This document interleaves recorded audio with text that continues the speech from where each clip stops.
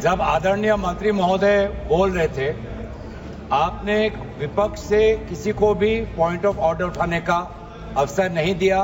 मंत्री महोदय बिना किसी पॉइंट ऑफ ऑर्डर के बिना उन्होंने अपनी बात रखी। वही संरक्षण आप मुझे दे। देखिए, शुरू हो गया सर। आप दे रहे अनुमति, आप अनुमति दे रहे हैं सर। आपने हमें अनुमति दी, आपने अनुमति दी हमें। हमारे तो इन्होंने 2013 यूपीए गवर्नमेंट के संदर्भ में कहा पूरा का पूरा मिसलीडिंग है, झूठ है, और हम डिमांड करते हैं कि वो ऑथेंटिकेट करें। माइनॉरिटी कम्युनिटीज के प्रति अपनी संवेदना जता रहे हैं सर। कुछ हफ्ते पहले देश में विभिन्न जगहों में लोगों ने ईद की शुभकामनाएं एक दूसरे को दी, और क्या आपको पता है कहां इनकी डबल इंजन की सरकार ने लोगों को रास्ते पे ईद का नमाज भी पढ़ने नहीं दिया, और ये बात करेंगे। मैं तो बस इतना ही पूछना चाहूंगा कि ये bill ministry of minority affairs ने बनाया या किसी और दूसरे विभाग ने बनाया?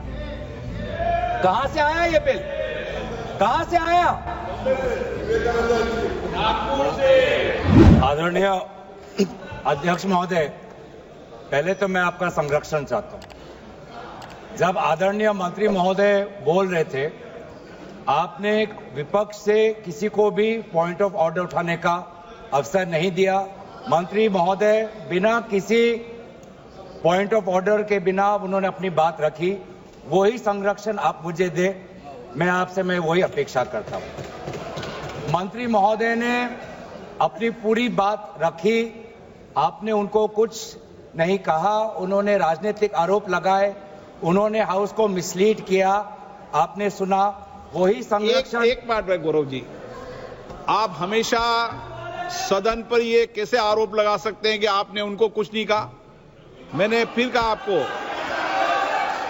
इस सदन में, प्लीज बैठिए, इस सदन में संसदीय व्यवस्था के अनुसार सबको समय आवंटित होता है। आवंटित दल का माननीय सदस्य अपनी बात रख सकता है। जब मैंने व्यवस्था दे दी कि कोई माननीय सदस्य बोलेगा, उसके बीच में आज शून्यकाल पॉइंट ऑफ ऑर्डर नहीं दिया जाएगा तो नहीं दिया जाएगा। माननीय गौरव को कहिए। अध्यक्ष, देखिए, शुरू हो गया सर। आप दे रहे अनुमति, आप अनुमति दे रहे हैं सर।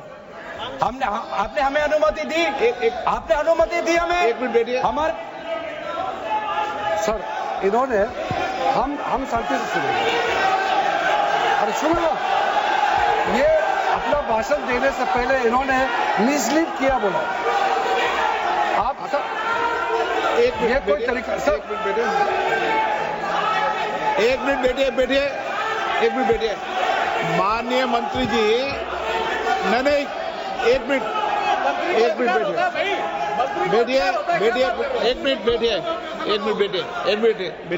बैठिए। ठीक है, बैठिए। एक मिनट बैठिए। मैंने माननीय मंत्री जी को आपके भाषण के टोकने के लिए अलाउ नहीं किया है। वह आपने तो भाषण शुरू नहीं किया था। नहीं शुरू करने वाले थे। वह दूसरे विषय पर अपनी बात करना चाहते हैं। आपके भाषण को नहीं काट रहे आप। नहीं, आपके भाषण को, तो अपनी बात कोई दूसरे विषय पर रखना चाहते हैं। मेरा सर इतना कहना है कि हम लोग शांति से बैठ के सुनेंगे। चर्चा का पूरा टाइम तय हो चुके हैं, हम लोग नोट करेंगे, सबका बात सुनेंगे।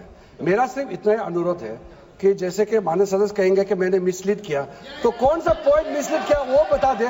ऐसे आप आरोप ना लगाए, मेरा यही कहना है। आप तर्क बताइए कहां मिसलीड हुआ पॉइंट। अध्यक्ष महोदय, जो इन्होंने 2013 यूपीए गवर्नमेंट के संदर्भ में कहा पूरा का पूरा मिसलीडिंग है, झूठ है, और हम डिमांड करते हैं कि वो ऑथेंटिकेट करें। हम डिमांड करते हैं ऑथेंटिकेट करें। इसीलिए बार बार इन्होंने आरोप लगाए, बार बार इन्होंने भ्रम फैलाया। आप, इसीलिए हम भी अपनी बात रखेंगे। कृपया आप भी सुनने का धैर्य रखिए।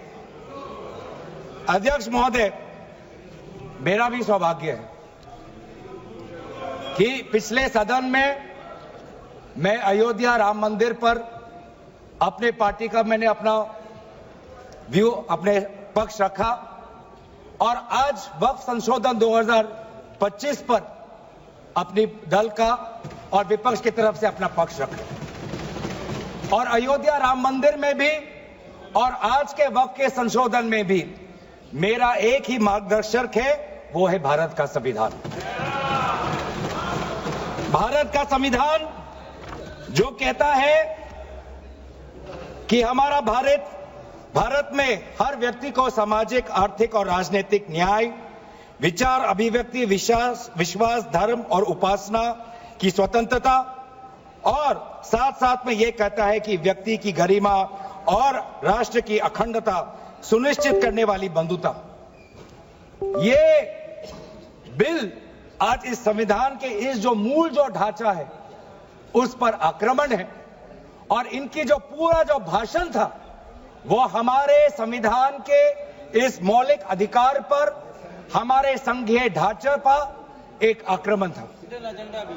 आज इस सरकार का इस बिल के द्वारा 4 इनके मूल उद्देश्य हैं। पहला मूल उद्देश्य है कि संविधान को कमजोर करना, टू डाइल्यूट द कॉन्स्टिट्यूशन।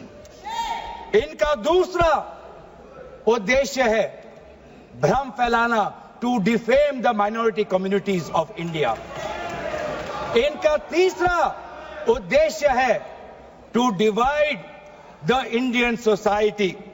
हमेशा एक हमारे बीच में एक लिटिगेशन चलता रहे, मसला और बढ़ता जाए, ये उनका उद्देश्य है। और चौथा इनका उद्देश्य डाइल्यूट, डिफेम, डिवाइड, और चौथा इनका उद्देश्य है to disenfranchise the minority communities. आज माइनॉरिटी कम्युनिटीज के प्रति अपनी संवेदना जता रहे हैं। सर, कुछ हफ्ते पहले देश में विभिन्न जगहों में लोगों ने ईद की शुभकामनाएं एक दूसरे को दी, और क्या आपको पता है कहां इनकी डबल इंजन की सरकार ने लोगों को रास्ते पे ईद का नमाज भी पढ़ने नहीं दिया। और ये बात करेंगे आप अल्पसंख्यकों के प्रति अपनी संवेदना जताते हैं। मैं पूछना चाहता हूं कि आपके लोकसभा में कितने एमपीज अल्पसंख्यक हैं? पहले उसका विवरण दीजिए और फिर हमें बताइए कि आपके दिल में कितना संवेदना है। सर, मेरा तो मैंने जिस दिन भी ये बिल इंट्रोड्यूस हुआ उस दिन भी आदरणीय मंत्री को मैंने सुना, और आज भी मैंने उनको सुना। जिस दिन उन्होंने इंट्रोड्यूस किया उस दिन भी अगर आप उनका स्टेटमेंट पढ़े तो उन्होंने कहा कि इसको बिल लाने से पहले बहुत विस्तार रूप से इस बिल की लाने के लिए चर्चा हुई थी। सर, पूरा का पूरा मिसलीडिंग। 2023 में सर सरकार 24 में आई, ये खुद 24 के बीच में इन्होंने अपना बिल लाया। 23 सन के वर्ष में 4 बार माइनॉरिटी अफेयर्स कमेटी की बैठक हुई। मुंबई में हुई 13 जुलाई, दिल्ली में हुई 21 जुलाई को, लखनऊ में हुआ 24 जुलाई को, दिल्ली में 2 बार हुआ 20 सितंबर और 7 नवंबर को। मैं आदरणीय सरकार से दरखास्त करूंगा कि इन 5 सरकारी जो मीटिंग हुई मिनिस्ट्री ऑफ माइनॉरिटी अफेयर्स का, उनका मिनट्स टेबल पे रखे। एक भी मीटिंग में नया वक्फ अमेंडमेंट बिल चाहिए उसका जिक्र भी नहीं हुआ था। जिक्र भी नहीं हुआ। इनके मिनट्स हमारे पास, हमने देखे।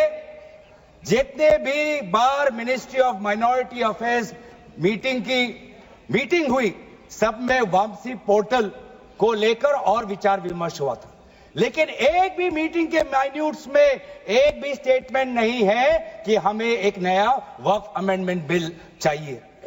तो मैं तो यही पूछना चाहता हूं कि अगर नवंबर 2023 तक मिनिस्ट्री ऑफ माइनॉरिटी अफेयर्स ने यह वाजे भी नहीं समझा कि नया एक बिल लाने की जरूरत है, मैं तो बस इतना ही पूछना चाहूंगा कि यह bill ministry of minority affairs ने बनाया या किसी और दूसरे विभाग ने बनाया?